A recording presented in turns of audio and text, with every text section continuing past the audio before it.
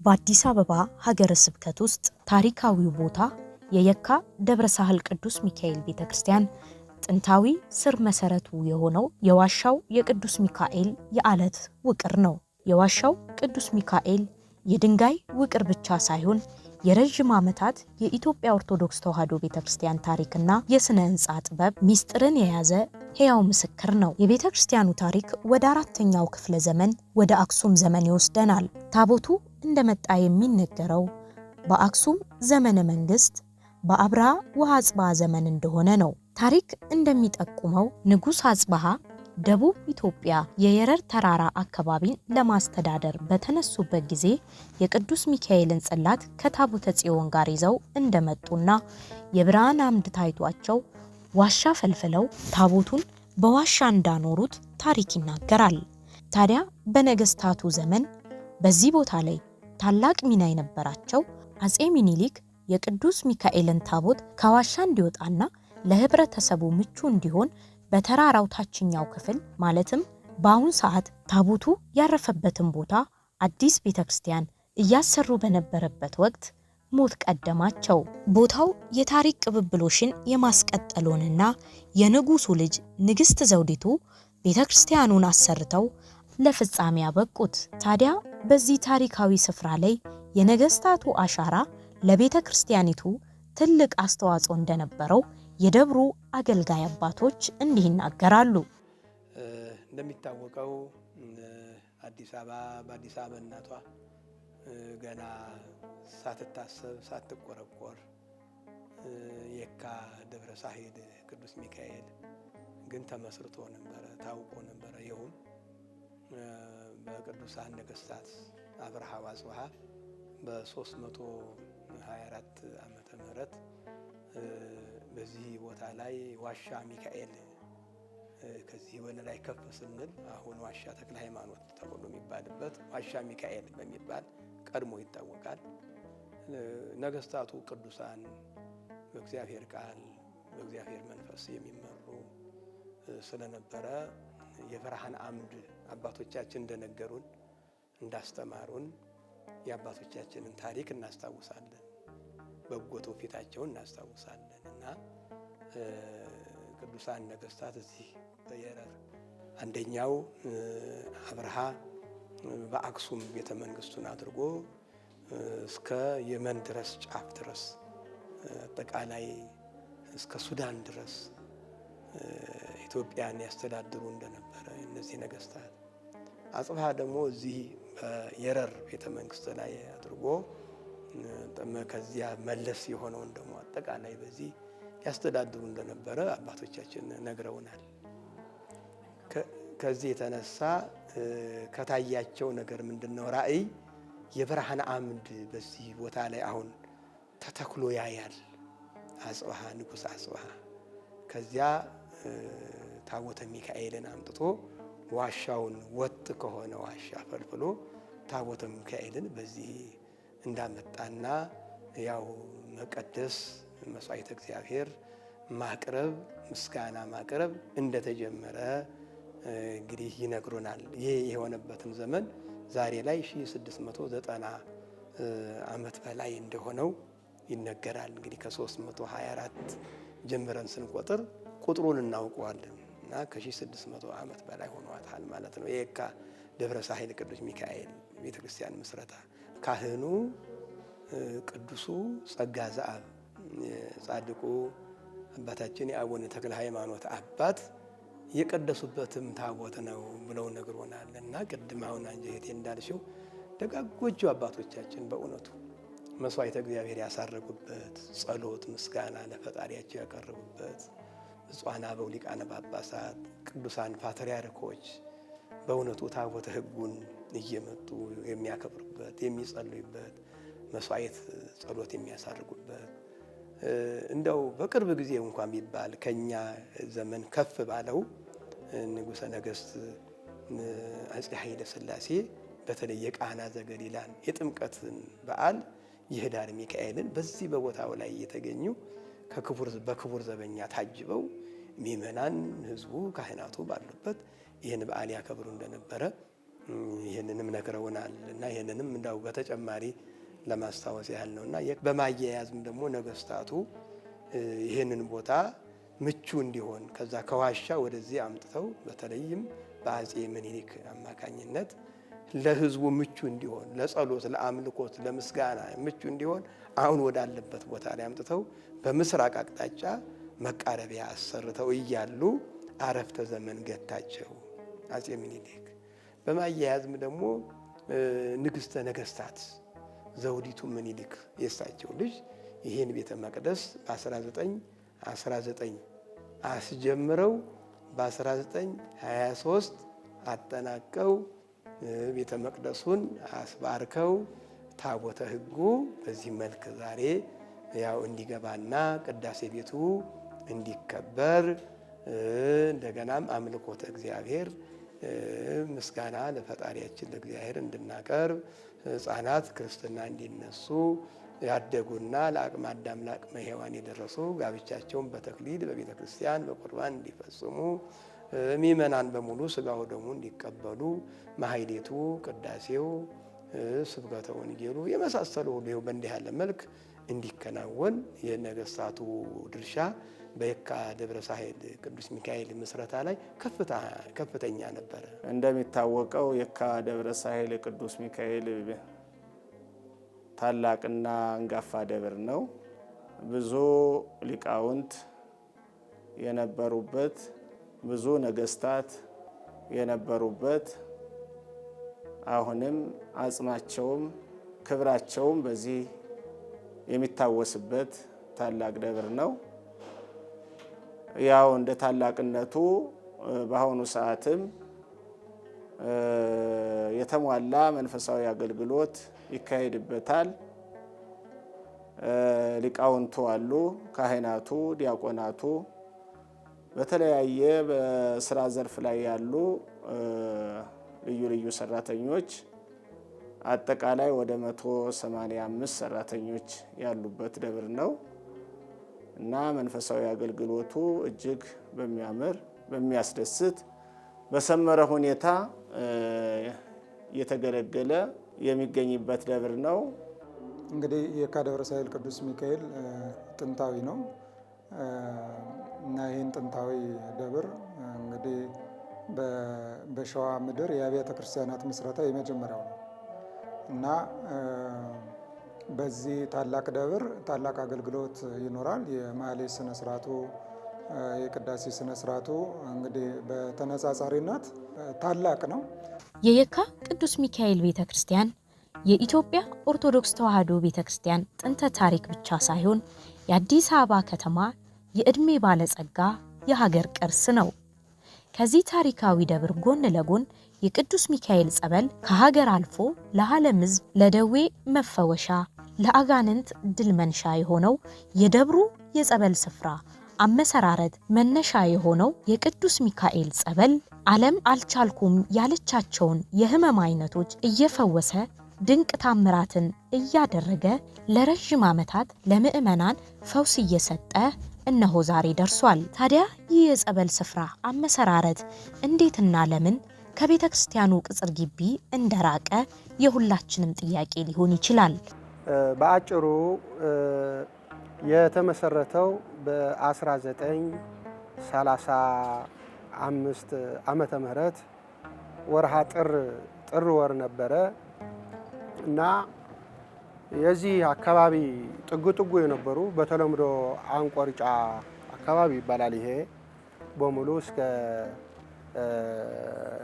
ጀርመን አምባሲ እስከ ቀበና አካባቢ ይሄ ውሃ በሰዓቱ ስላልነበረ የዚህ አካባቢ ታቦተ ሕጉን ከጃን ሜዳ ጃንሆይ ታጆ በክብር በእልልታ በሆይታ በምስጋና ወደዚህ በሚመለስበት ጊዜ የዚህ አካባቢ በሰዓቱ የነበሩ ነዋሪዎች እዚሁ አሁን ተቀምጨበት ያለሁበት ቦታ ተሰባስበው ታቦተ ሕጉ ወደዚህ ወደ ተቀደሰው ስፍራ ወደ መንበሩ በሚመለስበት ጊዜ እዚህ ተሰባስበው ጃንሆይ ወዳሉበት ማለት ነው እዚሁ ያርፍ ነበርና ታሪካዊ ቦታ ስለሆነ ለጃንሆይ አንድ ጥያቄ አቀረቡላቸው።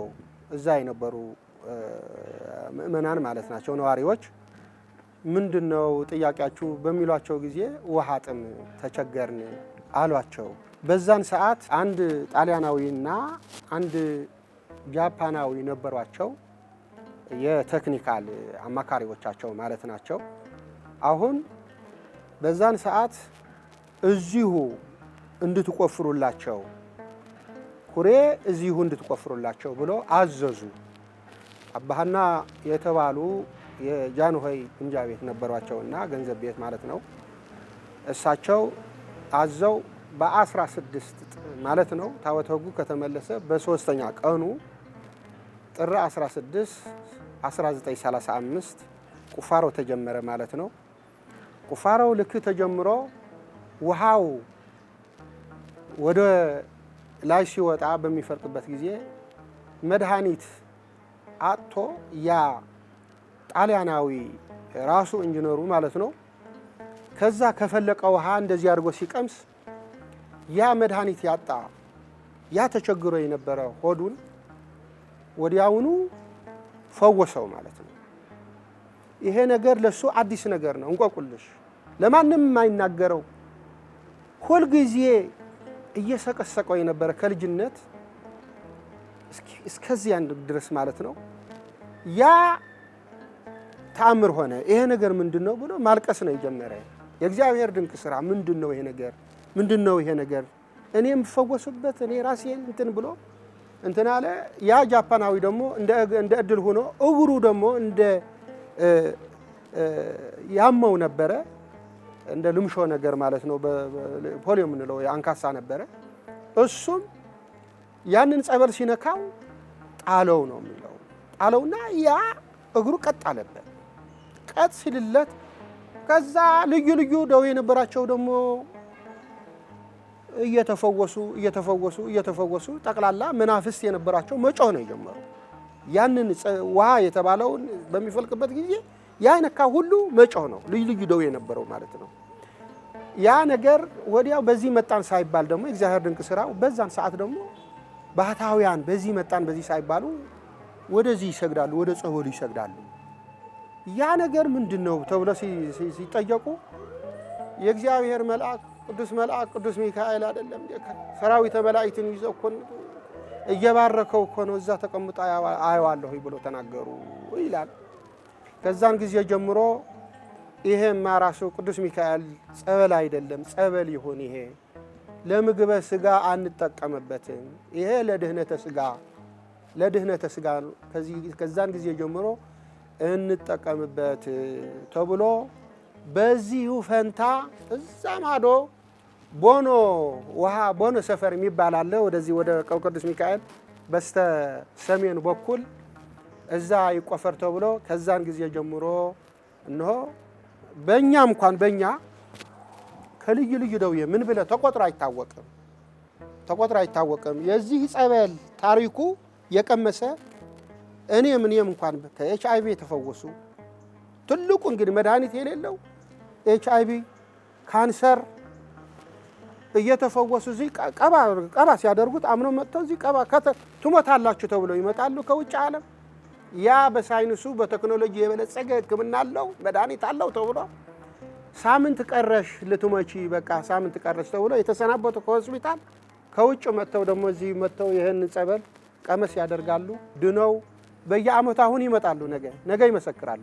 እዚህ ቅርብ እዚህ ያሉ እዚህ አካባቢ ጠቅላላ በዓለም እየመጡ እዚሁ ተፈውሰው እየሄዱ ብዙ ናቸው። እና ታሪኩ ይሄንን ነው የሚመስለው።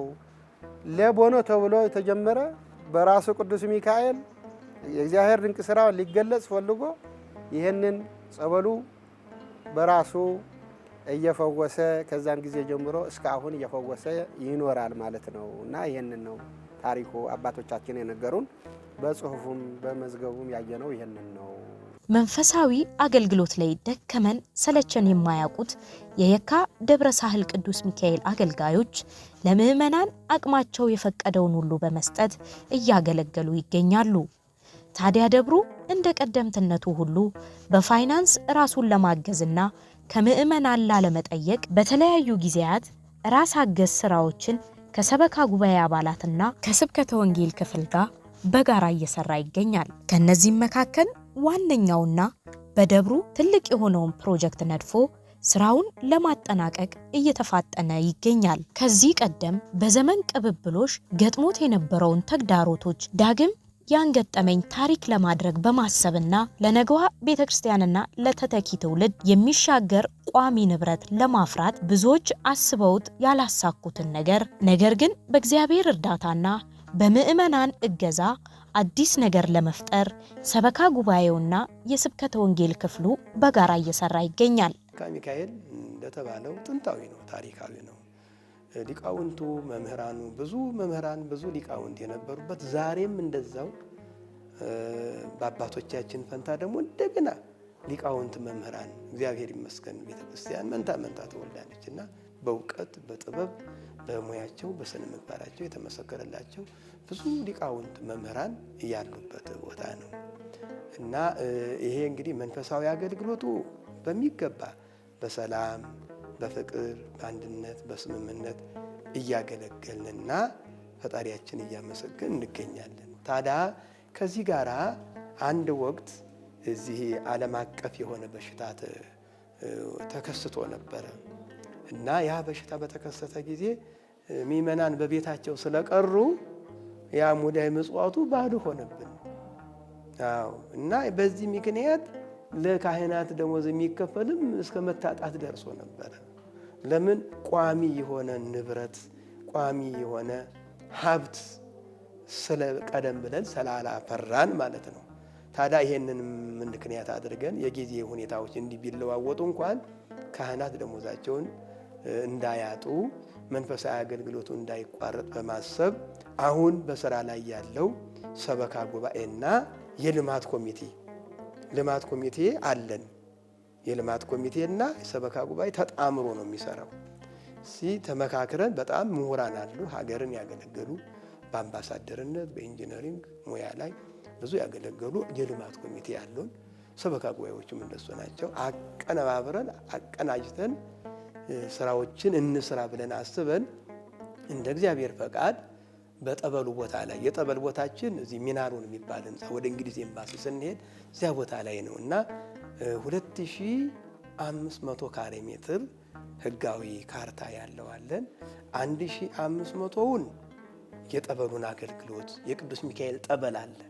የጥንት ጠበል ነው። ዛሬም ህሙማን የሚፈወሱበት በሽተኞች የታመሙ ሰዎች መጥተው ተጠምቀው ጠጥተው ድህነት ፈውስ የሚያገኙበት የቅዱስ ሚካኤል ጠበል አለ። አሁን ዘወትር ደርሳኑ ይደገማል፣ ኪዳኑ ጸሎት ይደረሳል፣ ካህናት ያጠምቃሉ እና ይጠጣሉ። ምእመናን የታመሙ ይጠጣሉ፣ ይጠመቃሉ፣ ይፈወሳሉ፣ ይድናሉ። ይሄ አንዱ የፈውስ መንፈሳዊ ፈውስ የምናገኝበት መንገድ ነው። ከዚሁ ጋር ደግሞ በተያያዘ ደግሞ አሁንም ለህዝብ ጥቅም የሚሰጥ ሆስፒታል በተያያዘው አያይዘን ሆስፒታል እንስራ። ይሄ ሆስፒታል ደግሞ ለብፁዓን አበው ሊቃነ ጳጳሳት፣ ለካህናት፣ ለምእመናን የመላው የኢትዮጵያ ኦርቶዶክስ ተዋሕዶ ቤተክርስቲያን አማኞች አሻራ የሚያሳርፍበት አንድ ፕሮጀክት እንቅረጽ ብለን አስበን እንደ እግዚአብሔር ፈቃድ እግዚአብሔር ፈቀደ። ምክንያቱም ያለ እኔ ምንም ስራ መስራት አትችሉም ብሏል ጌታ በወንጌልና ያለ እግዚአብሔር ፈቃድ ምንም የሚሰራ ነገር የለም። እግዚአብሔር ፈቀደ። ያሰብነውን ወደ ወረቀት ባነር ላይ ዲዛይን እንዲዘጋጅ ተደረገ። ዲዛይኑን በነፃ እንዲዘጋጅ ሆነ። እዚህ ላይ ምስሉ ላይ የሚታይሽን ይሄንን ባለ 15 ወለል ህንፃ ቤዝመንቱ 2 አለ፣ ግራውንድ 3 ከዛ በላይ 12 አጠቃላይ 15 ወለል ነው። ይሄንን 1000 ካሬ ሜትር ላይ የሚያርፍ ሆስፒታል እንስራ ብለን አሰብን። ሆስፒታል ጥቅሙ ብዙ ነው። እንግዲህ ይሄን ስራ ስንጀምር ቀድሞ የነበረውን ሁኔታ ይህ ቦታ መንፈሳዊ ፈውስ የሚሰጥበት ቦታ ነውና መንፈሳዊ ፈውስ የሚሰጥበት ቦታ 2500 ካሬ በመሆኑ ይሄ ቦታ ደግሞ አስተሳስሮ ስጋዊ የሆነውን ፈውስ ሊሰጥ ይችላል የሚል አስተሳሰብ ስለነበረ ከዚህ ቀደም ብዙ ጊዜያቶች ታስቦ የነበረ ነው።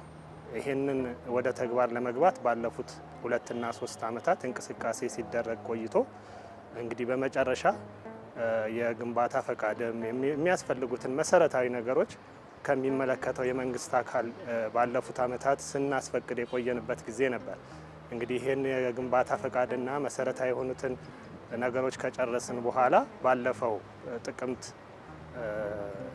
2017 ላይ የመሰረት ቁፋሮ ስራው ተጀምሮ ወደ ተግባር ለመግባት እንቅስቃሴው ተጀምሯል ማለት ነው። አዲስ የሚገነባው ቤተ ሰሊሆም አጠቃላይ ሆስፒታል ለየት የሚያደርገው በጸበል ቦታ መገንባቱ ብቻ ሳይሆን የነፍስ ሐኪም በሆኑት በአባቶች እጅ ሕክምና ማግኘት የምንችልበት መሆኑ ጭምር ነው። የጤና ተቋሙ በተለይም በቤተ ክርስቲያን ያውም በጸበል ቦታ ላይ ማኖር በሁለት ሰይፍ የተሳለ ተቋም እንደማቋቋም ይቆጠራልና ታዲያ ይህን የተረዳው ደብሩ የቤተ ክርስቲያን መጠሪያ ሊሆን የሚችለውን ተቋም ለመመስረት አልሟል።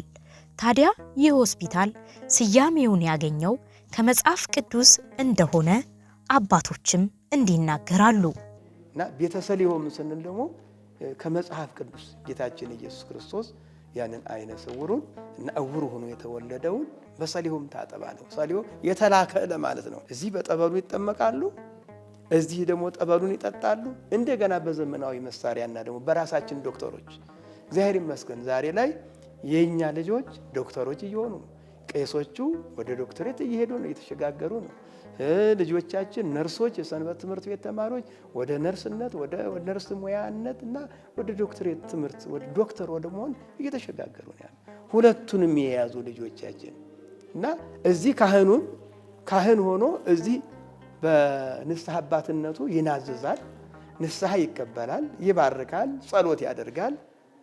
በሚያስፈልገው በጥበቡ በዘመናዊ ጥበብና ሙያ ደግሞ የታመመውን ሰው ይረዳል እና ሆስፒታሉ ይታጠናል፣ ድርሳነ ሚካኤል ይደገማል፣ ካህናት ይባርካሉ፣ የክህነት ድርሻቸውን ያከናውናሉ። ዶክተሮቹ ደግሞ የራሳችን ልጆች ዶክተሮችና ነርሶች ደግሞ የሕክምና ሙያውን ያገለግላል። የራሳችን መጠሪያችን የሚሆን የኢትዮጵያ ኦርቶዶክስ ተዋሕዶ ቤተክርስቲያን የየካ ደብረ ሳህል ቅዱስ ሚካኤል ቤተክርስቲያን ቤተ ሰሊሆም አጠቃላይ ሆስፒታል ከጌታ ተላከ። እሺ ብሎ ያ ሰው ወደ ሰሊሆም ሄዶ ታጠበ። ከታጠበ በኋላ ግን አይኑ አገኘ፣ ብርሃኑን አገኘ፣ እያየ ተመለሰ። ስለዚህ ይሄኛው ቤተ የሚለውን ያው ቤተ ሰሊሆም ብለን እዚህ ጠበሉንም እዚህም ሆስፒታሉንም በማቀነባበር ሁለቱንም የያዘ ተቋም የፈውስ ተቋም መድኃኔዓለም ኢየሱስ ክርስቶስ እጆቹን ዘርግቶ ዛሬም የማዳን ስራውን የሚያከናውንበት የሚፈውስ የሚቀድስ የሚዳስስ እጆቹን ዘርግቶ የሚዳስስበት ሆስፒታል ብለን በዚህ መልክ ጀምረናል። እድለኛ ሆነን ደግሞ አባቶቻችን ብዙ ሲመኙበት ነበረ። ጸበሉን እየተፈወሱ ነበረ። ይህ ሰፊ ቦታ ይህ ትውልድ የሚቀይር ለምሳሌ በጸበሉ እየተፈወሰ እንዲሁም ደግሞ በዛ ደግሞ በሆስፒታሉ ደግሞ ይሄ በእውነት የሚደገፍ ነው። ሁሉ ሊደግፈው የሚችለው ነው። ይህ እኮ ለትውልድ የሚቀይር ነው። ይሄንን የሚመለከት ሁሉ ይሄ ቦታ ስሩልኝ እያለ ነው ቅዱስ ሚካኤል፣ ሕዝቤ ይፈወስበት እያሉት ነው ያለው እና ይሄንን ሆስፒታሉ በእውነቱ ሁላችንን እንድንረባረብ ነው መስበካችን ሳይሆን አምነን ይሄንን የቅዱስ ሚካኤል እንድንሰራ ነው እና በእኛ ዘመን ይሄንን እግዚአብሔር ፈቃዱ ሆኖ ይሄን የመሰለ ቦታ ባዶ ኖረ። ፉቲንጉም ሁሉም እንደዚህ ሆኗል፣ ተሰርቷል። የቀረው ነገር አፈሩን ነው። የአፈሩ ርብርብ እንግዲህ ይሄንን እንድንሰራ ነው። እኔ ደስተኛ ነኝ። ይሄንን ሁላችንን እንድንረባረብ እላለሁኝ። መቼስ የተያዘው የበረከት ስራና የምእመናን የአደራ ሐሳብ ነውና ከመንፈሳዊ ሐሳብ ባሻገር ሕንጻው ዘመናዊና ሙያዊ ድጋፍ ስለሚፈልግ የቤተ ክርስቲያን ልጆች የሙያ ግዴታቸውን እየተወጡ የመሬቱን ስራ ከአጋዥ ተቋማት ጋር በመሆን በጋራ እየሰሩ ይገኛሉ። ሆስፒታል ስራውን ቅድም እንደገለጥኩልሽ መጀመሪያ ዲዛይኑን በባለሙያ ወደ 1,500,000 የሚደርስ የቤተ ክርስቲያን ልጆች በነፃ ሰርተው ሰጡን። ከዛ ለአዲስ አበባ ከተማ የመሬትና የግንባታ ፈቃድ ሰጪ መስሪያ ቤት አቀረብን። ሰነዶቻችን ሁሉ አሟልተን ፈቃዱን አገኘን። ሙሉ ፈቃዱን አገኘን። ሙሉ ፈቃዱን ካገኘን በኋላ ምንድን ያደረግነው አማካሪ መስሪያ ቤት ለህንጻው አማካሪ መስሪያ ቤት ያስፈልገናል። ምክር የሚሰጥ ሙያውን በተመለከተ ትልቅ ህንፃ ነው የምንሰራውና ኃላፊነትን የሚቀበልና ኃላፊነት የሚሰማው አንድ ድርጅት ያስፈልገናል። ያንን ድርጅት አወዳድረን አሁን ፋሲል ጊዮርጊስ የሚባል አርክቴክትና አማካሪ ድርጅት ለምሳሌ የበዓታ ገዳምን በእድሳቱ ላይ አማካሪ ሆኖ የሰራ ነው። በቅድስት ሥላሴም ካቴድራል ላይ እዚያም ደግሞ አማካሪ ሆኖ የሰራ ትልቅ ድርጅት ነው። አሁን በአራዳ ጊዮርጊስ በገነተ ጽጌ ቅዱስ ጊዮርጊስ በማማከር ላይ ያለ እና ይሄንን ድርጅት አማካሪ አድርገን ያዝን ማለት ነው። አወዳድረን ይሄንን ያዝን። ከዛ በኋላ ቀጣዩ ምንድን ነበረ? በዚህ በ1000 ካሬ ሜትር ላይ ሆስፒታሉን ለመስራት የሾሪንግ ስራ የአፈር ናዳ መከላከል ስራን በሚመለከት መስራት የሚችሉ ድርጅቶችን በአንደኛና በሁለተኛ ደረጃ ያሉትን ማወዳደር በሀገሪቷ የህንፃ አሰራር ህግ መሰረት ማለት ነው። ደረጃ ያላቸውን ግብር የሚከፍሉትን ታዋቂነት ያላቸውን ሰዎች አሁንም የማወዳደር ስራ ሰራን ማለት ነው።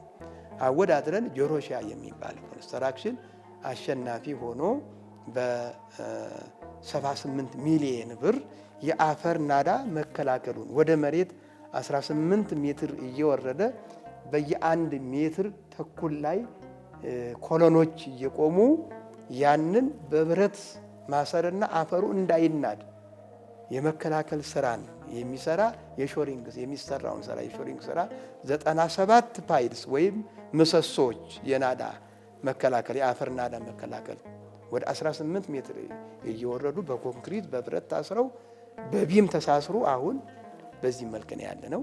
ቀጣዩን አፈሩን የማውጣትና ከዚያ ደግሞ ድንጋዩን ከውስጡ ያለውን ነገሮች ሁሉ አውጥቶ የህንፃውን ይሄንን ህንፃ ፉቲንግ አስቀምጦ ከታች ሁለቱን ቤዝመንቶች መስራትና ከዛ ደግሞ ይቀጥላል ደግሞ እንዲህ እያል ህንፃውን ወደ መገንባት ስራ ለመስራት በዚህ ስራ ላይ ነን ያለ ነው።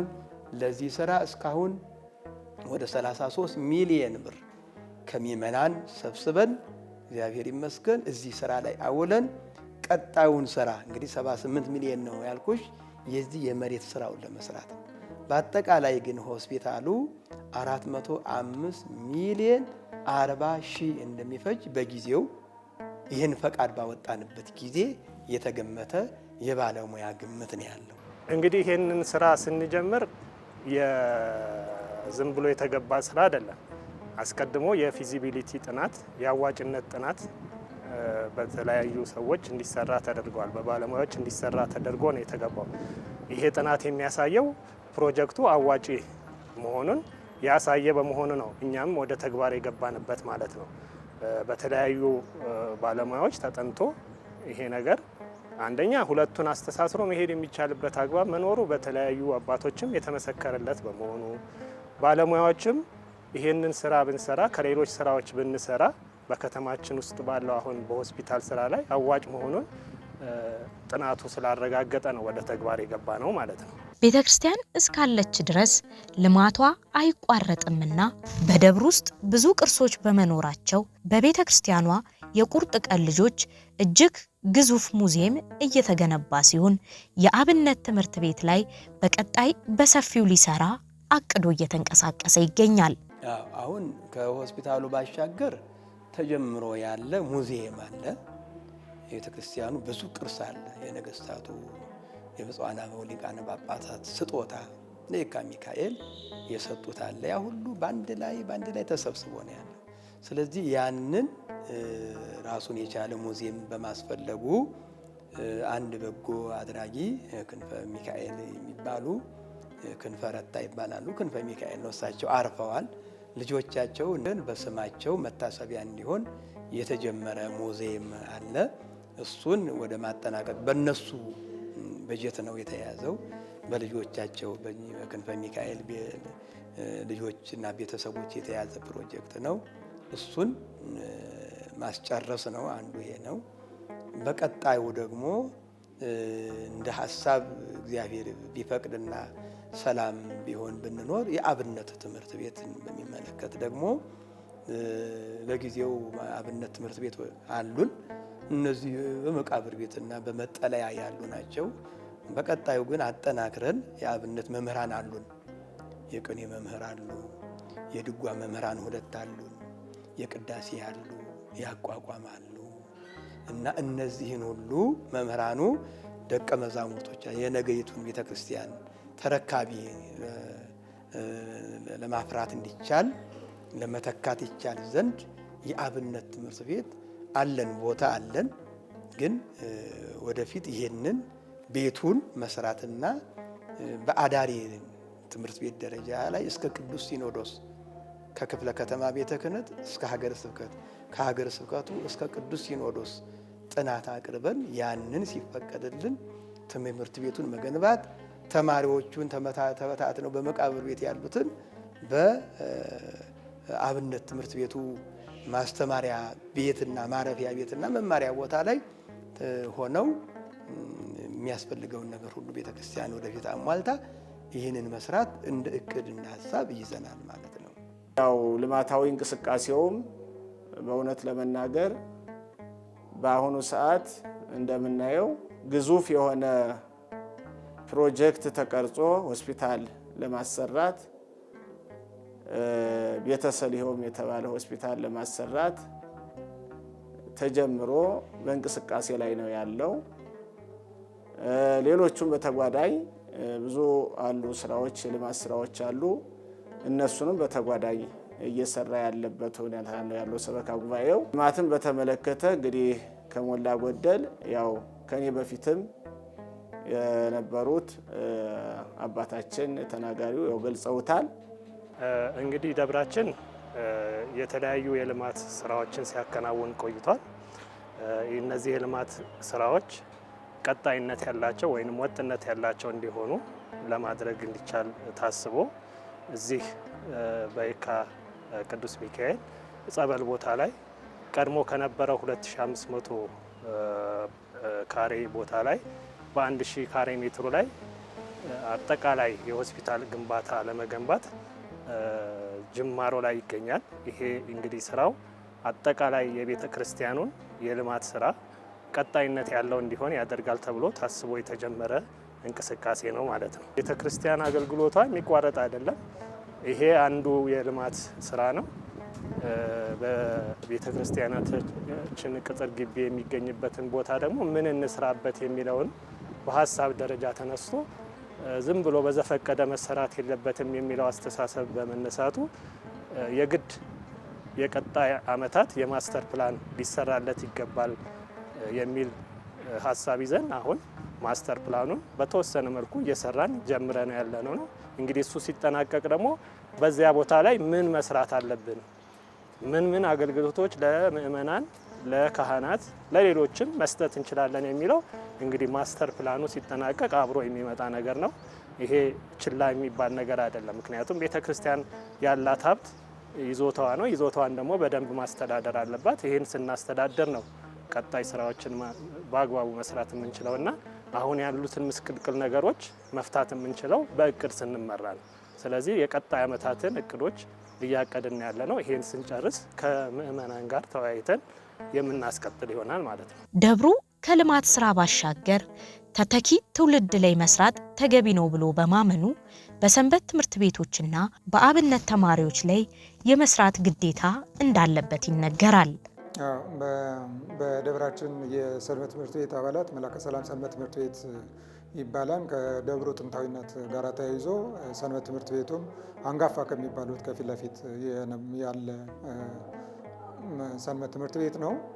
በአዲሱ ካሪኩለም ጭምር እንግዲህ ተተኪዎችን ከማፍራት አኳያ በደንብ ከስብከተ ወንጌል ጋራ በመስማማት በመግባባት ከፍተኛ ስራ እየሰሩ ነው ያሉት። በእነሱ በራሳቸው እየተንቀሳቀሱ ነው ያሉት። ሁሉም የአብነት ትምህርት ቤቶች በሚባል ከመጽሐፈ ብሉያትና ሐዲሳት በስተቀር እሱም በቅርብ እንግዲህ የሚጀምር ይሆናል። መምህራኑ አሉ። የትምህርቱን ዘርግቶ ከማስተማር አኳያ የብሉያትና የሐዲሳት ትምህርት አልተጀመረም እንጂ የድጓ ትምህርት እየተሰጠ ነው። በድጓ መምህራን እጅግ በጣም ቁጥራቸው ሰፊ የሆነ እንዲያውም በአዲስ አበባ ከተማ የዚህ አይነት የምናውቀው በገጠሪቱ ኢትዮጵያ ያሉ የአብነት ትምህርት ቤቶች ነው። በዛ ስታይል እጅግ በጣም ቁጥራቸው በርከት ያሉ የድጓ ተማሪዎች እየተማሩ ነው ያሉት። የአቋቋም ተማሪዎች፣ የዝማሬ መዋሥዕት ተማሪዎች፣ መምህራን ቁጭ ብለው እያስተማሩ ነው። የቅኔ ትምህርት እየተሰጠ ነው። ብዙ ተማሪዎች አሉ፣ ቅኔ እየነገሩ ያሉ፣ ተጠቂዎችን እያፈሩ ያሉ ታላላቅ መምህራን በግቢው ስላሉ እነሱ ይህንን ትምህርት አጠናክረው እየሰጡ ያሉበት ሁኔታ ነው ያለው።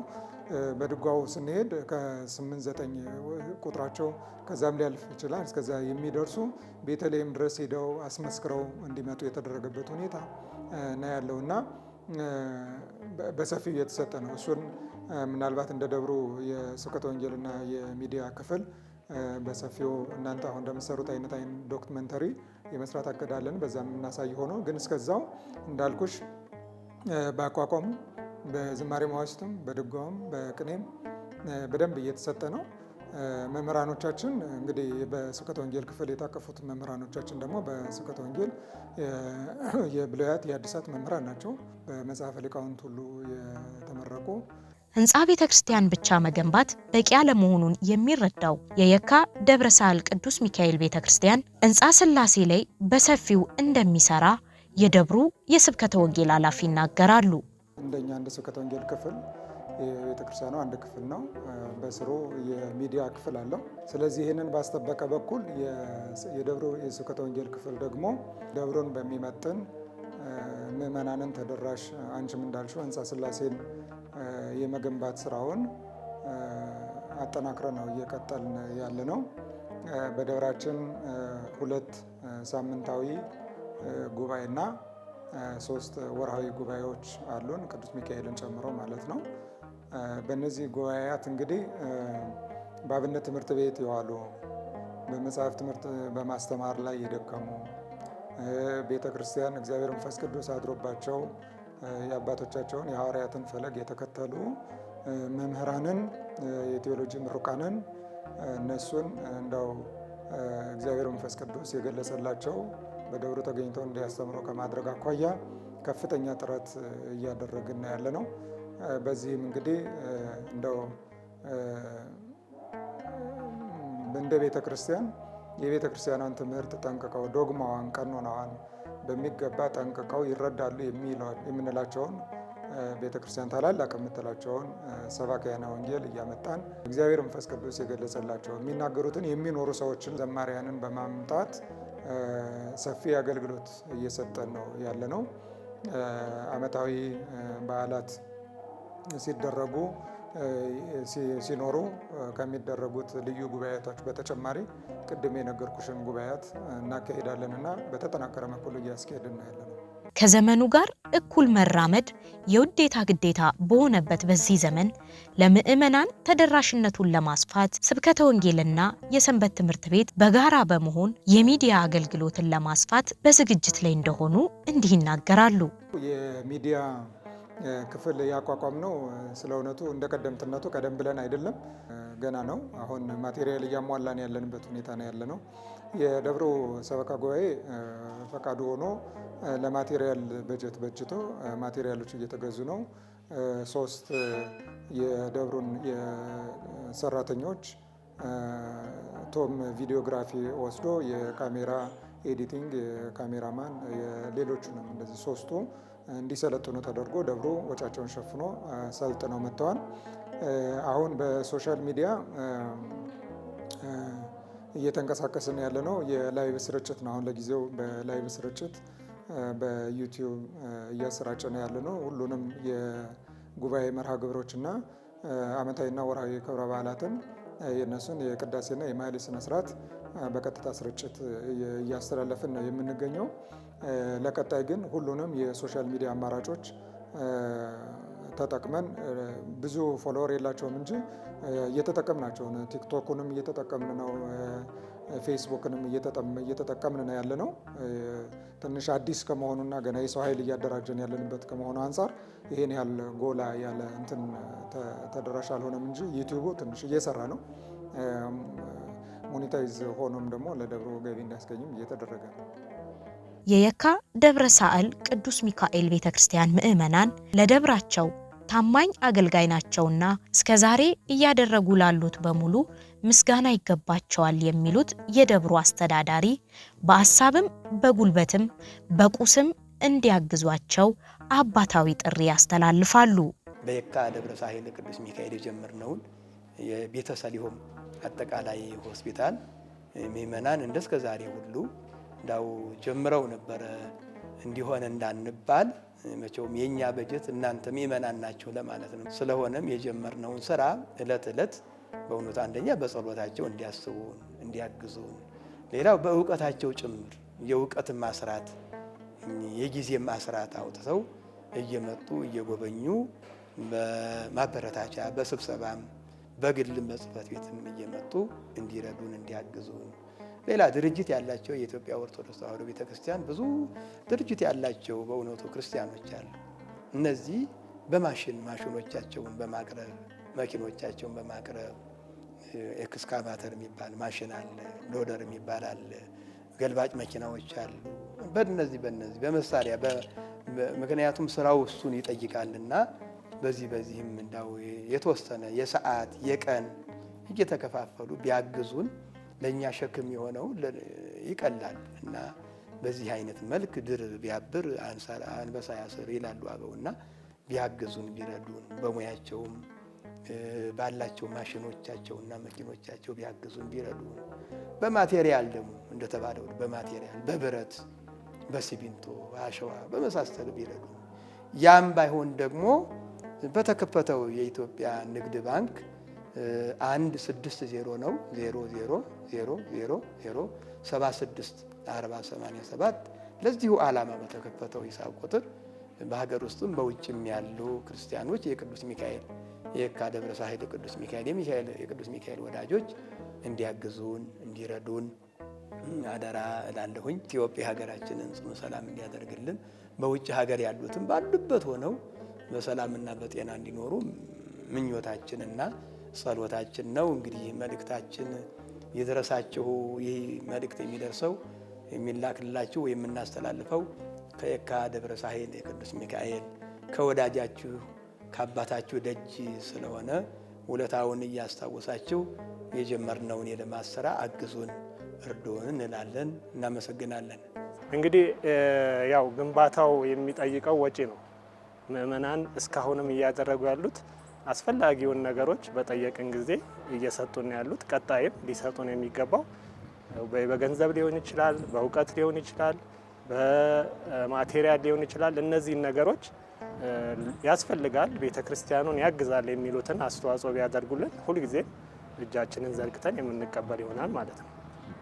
በመጨረሻ እንግዲህ ያው ላስተላልፍ የምፈልገው ቅድም እንዳነሳ ነው የሚዲያ ክፍሉ አሁን በቅርብ የተዋቀረ ስለሆነ ምናልባት ይህንን የሙያ ስርዓታቸውን የሚከፍሉ ለየካ ደብረ ሳህል ቅዱስ ሚካኤል የሙያ ስርዓታቸውን ከፍለው በሚዲያ በቀረጻ ሊሆን ይችላል፣ በኮንተንት ራይቲንግ ሊሆን ይችላል፣ በሌላ ዝግጅት እንግዲህ ሚዲያ በሚጠይቀው በዛ ያን ስርዓታቸውን መስጠት የሚፈልጉ ቢመጡ እኛ እንቀበላለን። እንዲያገለግሉን ጊዜ መድበን እንሰጣለን። እንግዲህ እንደናንተ ያለው ሚዲያዎች ደግሞ በማማከር ደረጃ እንድታማክሩን የሚል ነው። ይህንን ካደረጋችሁልን ይበቃናል።